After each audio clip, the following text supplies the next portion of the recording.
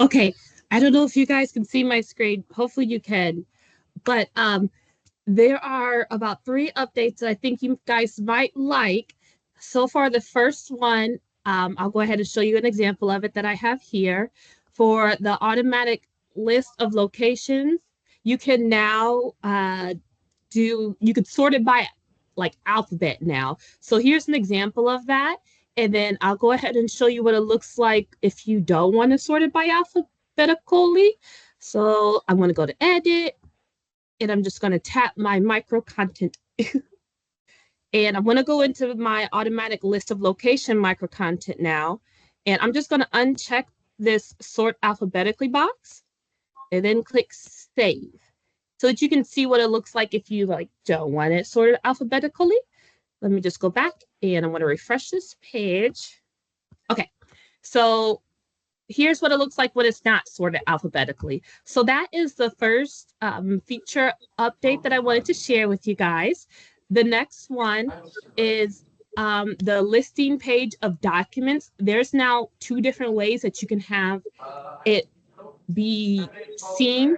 So there's now the listing page of document tables. I can't remember if I told you guys this during the last content manager meeting. So just in case, I wanted to share this with you guys. So here's the listing page of document tables. So it looks nice like this.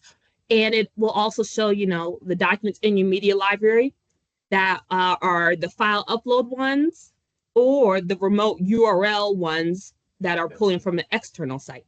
But I'll show you what the listing page of documents, the original one, looked like that you could still use. So I'm going to go into edit of my listing page. And instead of document table, I'm going to just select documents. And now I'm just going to scroll down and save it. And this is what the listing page of documents initially looked like. See? So that's my update so far on the new features that have gone out. Thank you. And Shireen, on the I know Sammy's raised her hand, and we're going to turn over to Sammy here with your question in just a second. But on your first update in being able to, because it's sorting alphabetically instead of the default sort is by most recent information first. And so that automatic list is nice. Particularly like from a news event perspective, because it's always going to list the most recent information first, unless you choose to sort alphabetically, correct? Yep. All right. So Sammy, you raised your hand. That answered my question, Dawn. I was just curious what the non-alphabetical, like the default was, and it sounds like it's just my last updated. Wonderful. Thank you. So we are on the same wavelength. So super. Well, as we're all here today, I wanted I'll be going into some discussion about our document naming convention, which is available on the DX training site. But I first wanted to share with everybody some personal news. If you have not heard, I have indicated that my retirement date will be April 3rd. And so I'll be with you this month and next month for our content manager meeting. And Dom Dewitt is anticipating posting my position within the product owner group for the digital services strategy and individual services that we have available, such as Gov Delivery. We are assigning a product owner, Brian Rodenkirk, to that. And for documents.iowa.gov, that's Mike D. I'll be working with David Swanson and again, Brian Rodenkirk around transitioning e-payment. So we'll have individual product owners for each of the services that I've worked with over the years. And then I believe the new position will be around digital strategy. So more to come on that, but I wanted to let you know of my upcoming retirement date, and to say that I've enjoyed working with you all, and this has been a ton of fun, a ton of work, sometimes stressful, and I appreciate that partnership that I've had with all of you. So thank you, and I wanted to make sure that you had that update before we jumped into a little bit of the technical stuff today. Shireen, thank you for sharing your screen. In that when you are preparing documents to be posted on your website, and really any document, we recommend that you use a standard naming convention. And the naming convention, your individual agency may have your own naming convention, and we certainly expect that you would follow that. But many agencies do not have a naming convention, so we have come up with guidelines, and this document is available on the DX training site. Just search for document naming convention. It's the first thing that pops up, and then you can get straight to it. What we can show you is we recommend, you can see how important it is to have a good naming convention. If you look at your Screaming Frog reports, and if you'd put that in, if you'd bring that up, Shireen, and then also put that link into chat. The Screaming Frog report, when you filter just for documents, then you're able to see the, here's an example. If you bring up the Department of Management,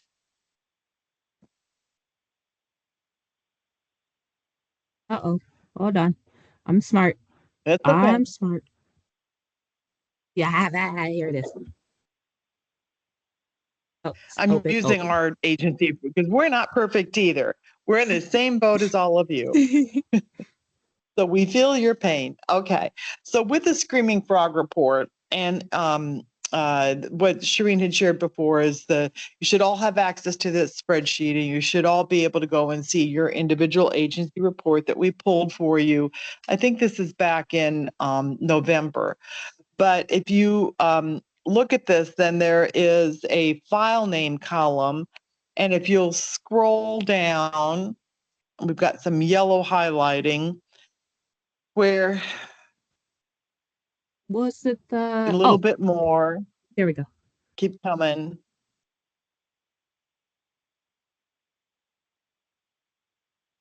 You see it? There we go. Right. So you can see that the all of top is upper lowercase Arial 11. That is the file name. It also happens to be the document title. And that's not helpful if the public is going to download your document and say, they download it and save it to their hard drive, and they're not paying attention to the document name to rename it. They go back to find whatever this is, the annual report, and this is what they have. In addition to that, you have some duplicate file names. Every file should have a unique name. We should never have duplicates.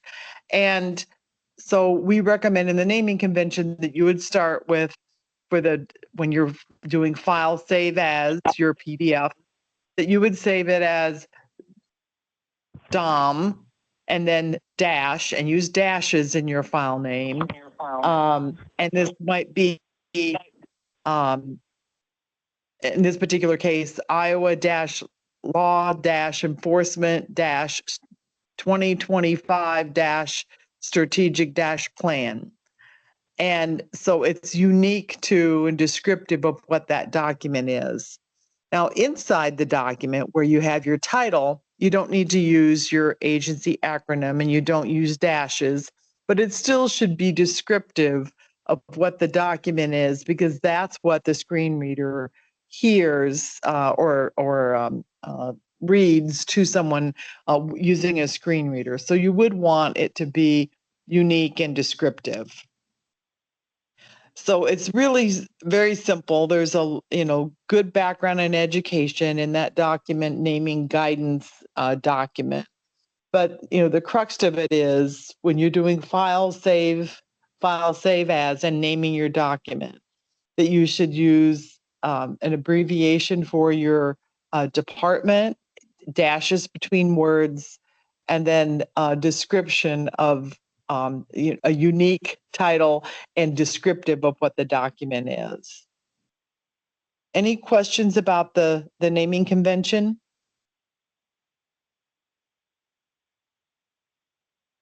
We don't expect that you're going to go and clean this all up. So take a deep breath. But as you are making a modification to a source document and then bringing it back to your website, that's a good time to change your document name. And so we want to remind you about the best process for changing a media item. If you've already uploaded the document, and you can go ahead and bring that up. Did you want me to bring up where it's at on the? There we go. Thank you. So you need to go into media, and then you're going to want to delete, find the document, but then you're going to delete the one that's there, and then you'll upload the new one. And then your link stays the same. You don't ever have to adjust your links anywhere on the site, even if you link that document several places, because in media, as you know, is creating that container.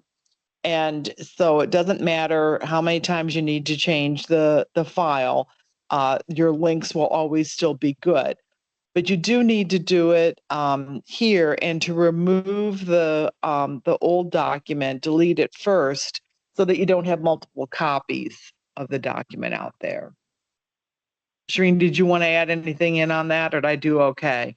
Yeah, you did awesome. So this is I'm not sure if my screen was big enough, but yep, just like Don said, you just go to your media, you go into that, oops, not the arrow. You go into the media item, you hit the edit button, and then from here, this is where you can safely remove the old file, and then you can upload your new file, and you don't have to worry about any of your links being broken. Well, it's perfect. It's perfect. Super. Thank you. And Alexis, we can turn it over to you now.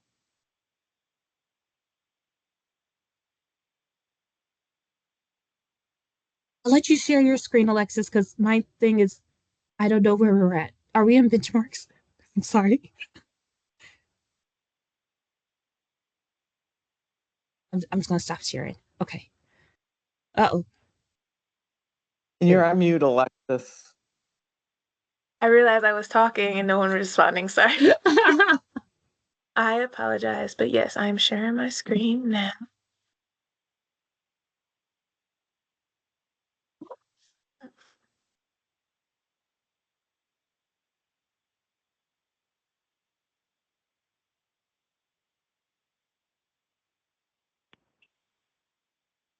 Okay. Is everyone able to see my screen? Okay. Alrighty, so let's talk about benchmarks. Yes. Oh, okay. Perfect. Okay, so let's talk about benchmarks. So for our goals, obviously, for the DX project, of course, we want to go over our scores and percentages that we want for that. So of course, for accessibility, we want to make sure those scores are 83%. For quality, 93%. Content reduction, 30%. And for reading levels, we want to make sure that those are at an 8th grade reading level. Excuse me. So we do have a benchmark sheet going on. And so for that, it basically helps track the performances across the agencies and everything. And for this sheet, we have it upgraded up until of this quarter of 2025. And so we do run.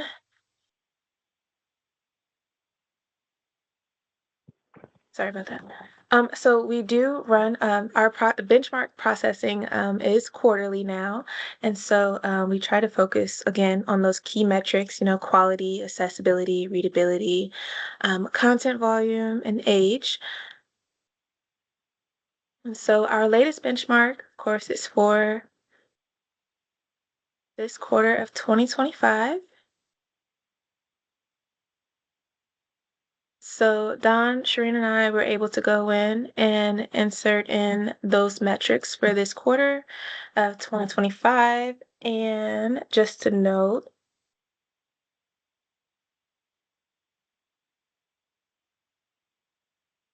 there are a few standouts that I did list. So we do have improvement as far as broken links. We have that for lost track for racing and gaming. They were able to get from 89 broken links to 0. And then for corrections, they were able to cut theirs down from 167 links to 13 broken links. So, and then also for accessibility scores, we were able to see that. Scoot over once more.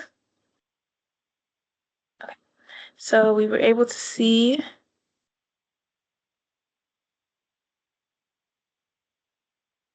that utility commission went from 68.82% almost to 93%. And then Communication Network was able to maintain their score of 100% from 2024 to 2025. So we do have that same sheet that I just showed you available on our website, on DX training website, in the footer under the help and support. So if you wanted to check that out for yourself, just to kind of see what your scores are and everything, make sure that you do so. And then also reminder that we do, if you wanted to check your own accessibility scores and readability, to utilize Moncito and Hemingway. Okay. And so for office hours. Oh, sorry. I say, no, I just wanted to thank you for that update. Congratulations, those agencies that are moving into the green. Good job. I know that's a lot of work. And on the website accessibility, we hope to, in the next month, be working, having Alexis be able to reach out to you for a little working session to help you clear some of those findings in Moncito. We have a checklist that we're finalizing right now that has a number of items that pretty much get reported for every agency. We've talked about some of these in the past, where it's a false finding, or to help you understand what you need to look at on your site. Extra white space is considered a caution or an error or warning in Acquia Optimized Moncito from an accessibility perspective. And when we copy and pasted from our old website to the new website, sometimes we had extra characters in there. That's one of the little findings that you might have to go look at and clean up some white space on a page or two. But there's some simple fixes like that. And then there's some others that you can just mark ignore that'll help you bring that accessibility score up above the target goal. And like with what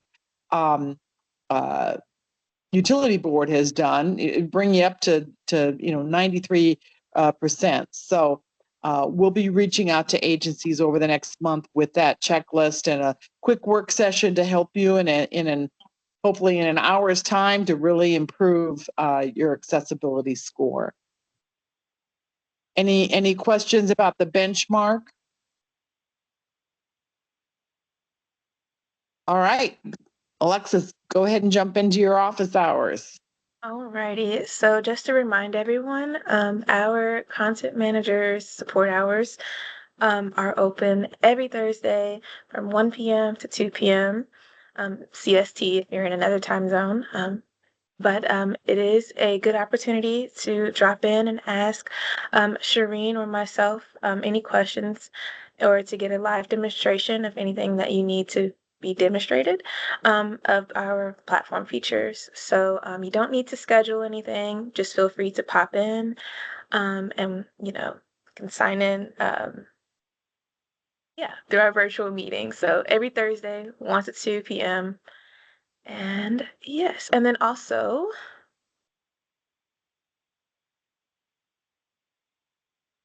we do have our content manager meeting resources as well.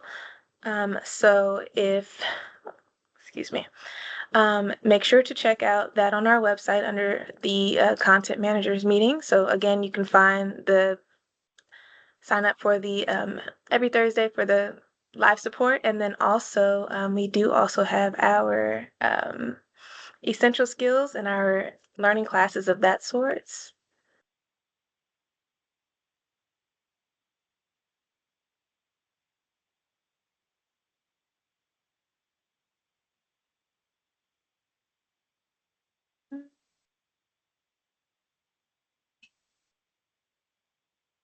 So here you can sign up for training courses that are held, and can go over everything as far as like website management, accessibility, or content best practices, and just to help you go over the digital experience for that. And so if you also missed any sessions, we also have those available on the site, and you can go to our past DX training classes in case you wanted a refresher or if you missed anything. So that is it from me.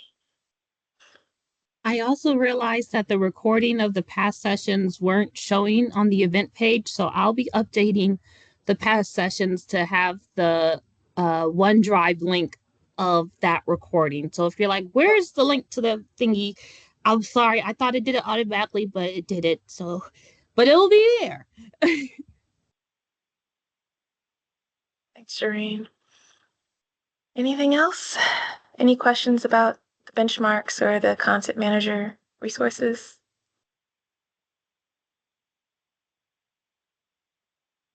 Alrighty.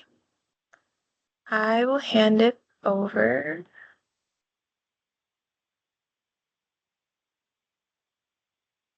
to, I don't know who's.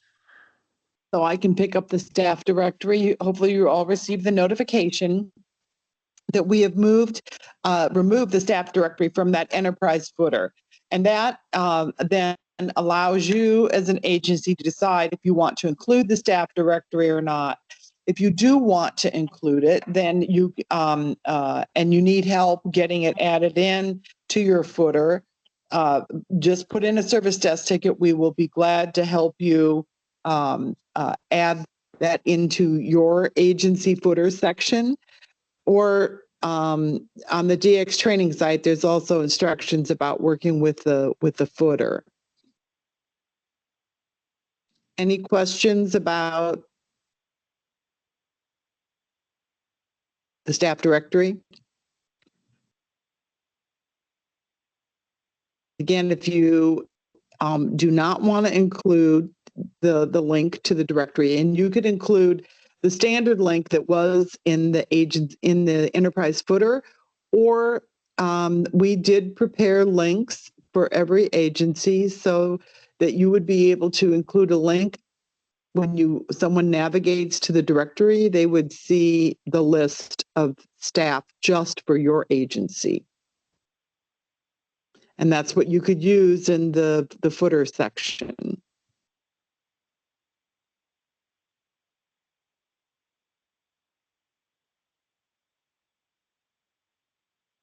Okay, no questions. And Todd, are you with us? I am. You're on. Hi, thanks. All right. So what I wanted to talk to you today about is I wanted to get there's two different perspectives I wanted to talk about with you. There's creation and remediation. The next slide, the creation. So one of the things you'd be working out from an accessibility point of view is you're working to make sure your agencies, the content creators, understand accessibility, right? The information, the standards, the training. Like Alexis just pointed out, they've got a great training site. You know, it's important. My project, the accessibility project, is going to take care of the existing inventory. But as we're creating new docs, we want to make sure that we're making our docs accessible from the start. So making sure your content creators do it is a great way to start. Second is to make sure your agency has a review process. So when your documents are going out for publication, right, they should be reviewed. The native tools that you use for content creation typically are Word or PowerPoint, whatever you've got going on there. They've got tools in there you can use for accessibility. Generally, you're going to publish HTML or PDF. If you're doing PDF, you should be assessing the accessibility again with the Adobe's PDF tools. Dawn pointed out to me that large data should be considered for inclusion into the data.iowa.gov. So if you've got an Excel that you've been putting out in the past, you know, why are you putting it out? If you're putting it out so people can get to data, then that is a conversation you should be having about, you know, why isn't this in the data.iowa.gov? Any questions on that? I think you cut out for just a minute there, Todd. And so, you know, it's a good idea as you are preparing to put a document on your website. First, make sure that it is accessible, that you've got a process that somebody's run it through the Adobe checker or the appropriate checker for that content. And then two, to ask the question of the document, is this the best way to make this available to the public? If it's on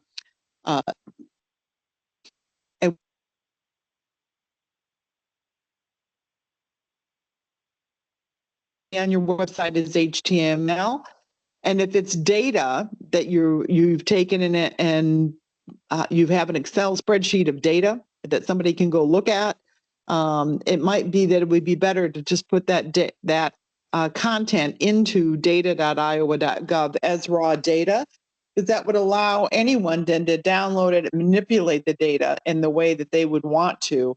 And then it eliminates that requirement on your part to make it accessible, because it has to be accessible within the source system, data.iowa.gov, and so constituents to access the data and understand the information. Thank you, Don. Thank you, Todd. I appreciate all the great work you're doing now. This is the time too, I think, to try to remind everybody of the need to complete our document inventories. I know some agencies have great big long lists of documents, and it's a long process, but I think you're pretty close to getting the vendor started to get that contract in place to have them start remediating documents, right? Fingers crossed. Yes. Yep. So we have this, if you back up just for a second. So this one is, you know, yeah, go back one slide for just a second. So I get questions on, you know, on the inventories. I mean, the key thing is, right, the inventory overall, I'm suggesting the overall inventory is for the agency's use.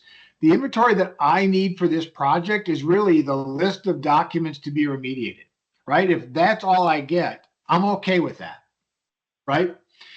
The removed and the archive part is really not part of my project scope, but I think as long as you're doing the document inventory, it's good to have all the information in one spot.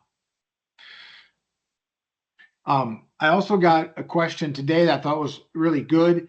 That I didn't put a slide because I just got the question after I put the slide in, is, you know, so the accessibility SharePoint site. Oh, Todd, you muted yourself. Todd, we can't hear you. Thank you. I'm having some internet fun today. I did put the link to the SharePoint site out. So one of the questions I got is, so what should I care about on your SharePoint site? Well, there's a lot of good information out there. So I just want to give it a little quick plug, right? Like in the top section is some interesting things, like a link to the DX training site. So if for some reason you don't have that handy, there's a link there. There's a link to a sample of an ACR VPAT, which is a accessibility compliance report for our third-party vendors will need to supply us for accessibility of web apps. There's a good example of what one looks like there. There's an FAQ that, when I get a question from more than one person, or I can recognize it as a really good question, I put the answers in the FAQ. So there's a good place to go and look to see what's going on. There are a lot of links to the WCAG sites for overviews, guidelines, explanations about the exceptions. So when you're reviewing your docs and you're trying to figure out if a doc can be archived, the links out there to show you, what questions do you have to answer to understand a doc should be archived. And then also out there is our documents section where there's folders of the inventories, folders for the docs to be there. There is also an Excel out there that I created that's got the WCAG criteria in an Excel so you can sort it, that has it listed by the WCAG version and the level number, right? So if you don't know, we're going to a WCAG 2.1 level AA. And just the other day, I had someone that when they saw a criteria be WCAG 2 level A, they thought it didn't apply to them and didn't understand that the WCAGs build on each other so that when you do WCAG 2.1 level A, that means the WCAG 2.1 A's and all of the WCAG 2s levels 1 and 2 also need to be done. So this sheet will help you kind of wade through those criteria if you're doing establishing your own process, or just want to understand the criteria for an accessible document. I think that Excel will help. Any questions, concerns?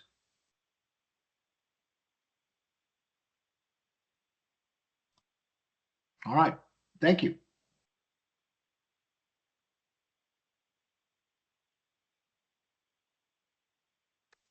All right.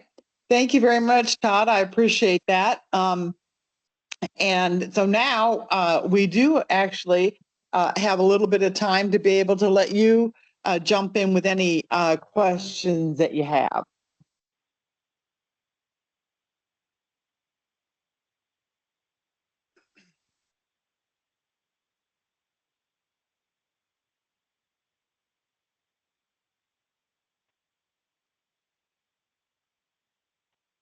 Okay, Carrie.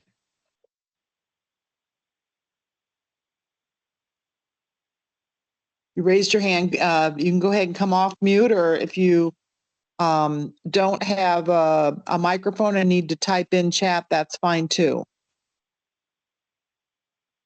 Dawn, she posted in chat. Her question is, if a document is archived, will it still be on the website, ? If not, will it still be accessible from somewhere, ? Okay, so great question.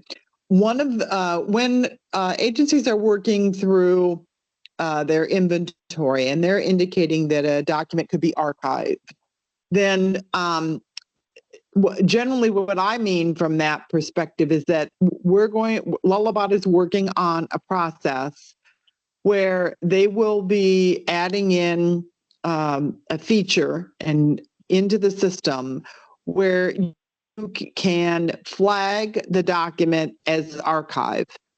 And that would then allow us on April 24, 2026 to be compliant with the law that says that a document that is on your site prior to that date can be exempt from having to be remediated as long as it is marked as an archive, and it is also available in an archive section. You'd be able to create a document list of the archive items, and that the document, this is key in being able to be part of the waiver, that document is historical research and is not tied to obtaining a government service or working with the agency. So if you have a document on your website that are instructions for applying for a grant or applying for a service or completing a reimbursement request, then that information would have to be remediated. It cannot be waived because it's critical for the constituents to understand how to work with your agency. So, and so we're looking for a process with Lullabot that when we have your spreadsheet of completed and we know the documents you want to archive, that they'll get flagged that way. Now, the third option is, remediate, archive, or to delete. And which case we would recommend if you delete from your website or remove from your website, and it is something that you want to retain, or you have a record retention that says you must still have it available, it's the file that you are saving and then available to the public should they request it. And then, of course, you always have the option of moving the document, removing it from your website and adding it to Iowa Publications Online. Carrie, did that answer the question?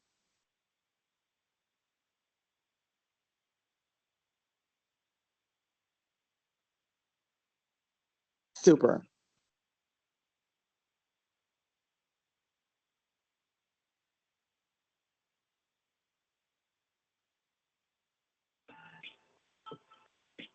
Other questions?